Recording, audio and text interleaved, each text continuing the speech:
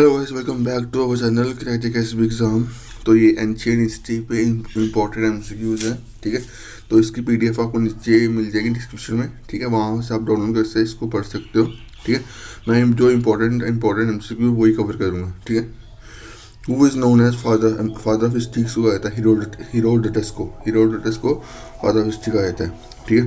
Which book was considered as first ancient historical book of ancient India?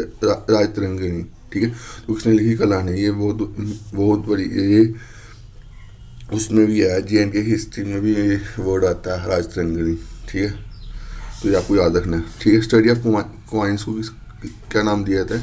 नुमै न्यूमेस्टिक को नाम दिया जाता है। स्टडी ऑफ कॉइन्स से भी क्वेश्चन पूछा जाता है। उसके बाद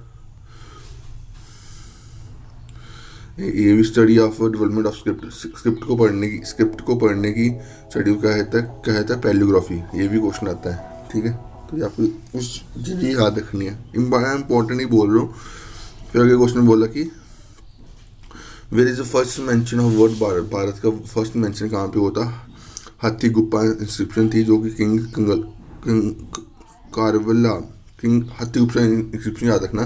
ये पूछ सकता है कि फर्स्ट मेंशन भारत का फर्स्ट मेंशन कहाँ पे हुआ था, ठीक है। उसके बाद हाँ, ये भी क्वेश्चन बहुत बार आता है। Who described Brahmi script for the first time? ये बहुत बार क्वेश्चन आता है कि ब्रह्मरी स्क्रिप्ट किसने फर्स्ट बार खोजी थी, स्क्रिप्ट खोजी थी, ठीक। तो आपको याद रखना जेम्स प्रिंसिप था जिसने ये खोजी थी, ठीक है। उसके बाद में कोई हाँ, ये भी क्वेश्चन आता है। When was Ascetic Society of Bengal established? Asiatic society of Bengal कब इस्टेब्लिश हुई थी? ये हुई थी 1784 में कलकत्ता में, ठीक है।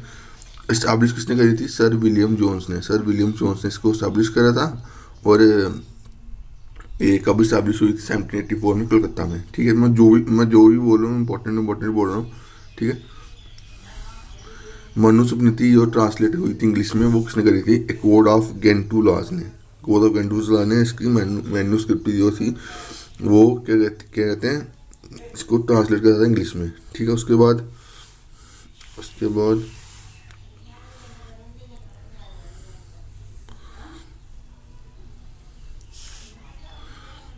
ये भी क्वेश्चन आता है एग्जाम में। In which university Hiuen Tsang study Buddhism? Hiuen Tsang जो चाइनीज ट्रैवलर था, उसने बुद्धिज्म कहाँ स्टडी किया था? नालंदा विश्वविद्यालय से, ठीक है। उसके बाद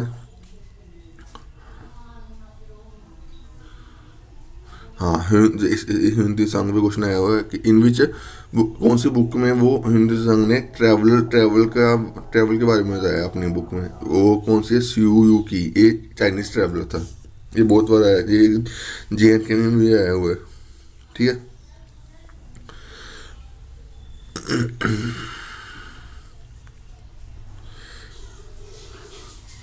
ये क्वेश्चन भी आता है एग्जाम में। मोरक्कन ट्रैवल इवन बुतुता इसने इंडिया ट्रैवल कब करा था? जब मोहम्मद बिन तुगलक यहाँ पे राजा कर रहा था, तब उसने ट्रैवल करा था। ये भी क्वेश्चन पूछा था कि ये जब इबन तो बुतुता था, ये कौन से कंट्री का ट्रैवल था? मोरक्को का ट्रैवल था, ठीक है। इसने इंडिया में विजिट करा कब? जब मोहम्मद बिन तुगलक का यहाँ पे राज था, ठीक है। उसके बाद ये भी क्वेश्चन बहुत बार आता है कि किसने भागवत गीता को किसने ट्रांसलेट करा इंग्लिश में? चार्ल्स विल्किम्स ने ट्रांसलेट करा था 1785 में, ठीक है। उसके बाद और देखता हूँ क्वेश्चन जो इसमें इम्पोर्टेंट है वही मैं आपको बताऊंगा। तो आपको ये प्रिंट निकाल के इसको क्या कहते हैं, प्रिंट निकाल लेना इसका, ठीक है।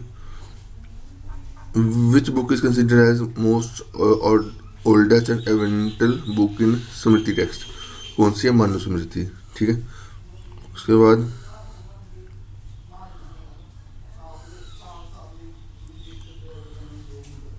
यहाँ कोई इम्पोर्टेंट नहीं दिख रहा मेरे को। विच मटेरियल कौन सा मटेरियल यूज होता था टूल्स और वेपन्स के लिए एंशिएंट इंडिया में? तो स्टोन सबसे ज़्यादा यूज होता था एंशिएंट इंडिया में, ठीक है।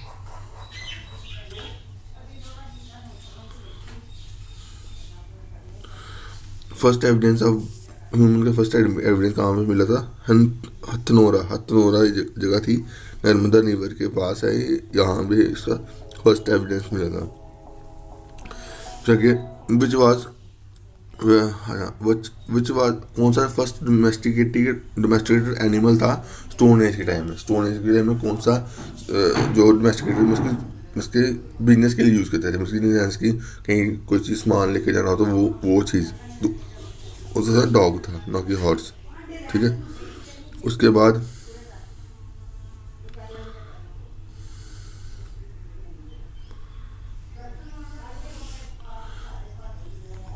कैथो कैथोलिथिक एज का दूसरा नाम क्या था? वो था कॉपर एज। ठीक है, उसके बाद कौन से ईयर में फायर स्टार्ट हुई थी? फायर का जो स्टार्ट हुआ था ह्यूमन के द्वारा, वो कौन सी थी? Neolithic age. ठीक है, उसके बाद